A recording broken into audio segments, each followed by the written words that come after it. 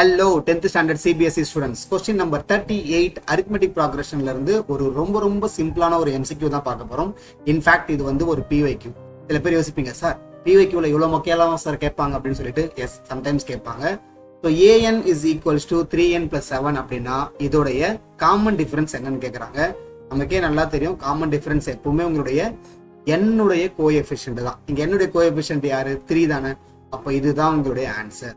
இதை நான் வெரிஃபை பண்ணோம், இது எப்படி சார் வந்ததுன்னு கேட்டீங்கன்னா ரொம்ப சிம்பிள். இந்த ஏஎன் ஈக்குவல் டு 3n + 7ல நீங்க A1 சப்ஸ்டியூட் பண்ணுங்க, 3 + 7 என்ன ஆகும்? 10 வருமா? A2 சப்ஸ்டியூட் பண்ணுங்க, 3 2s are 6, 6 + 7 13 கிடைக்கும். அப்ப நமக்கு டிஃபரன்ஸ் எப்படி கண்டுபிடிப்பீங்க?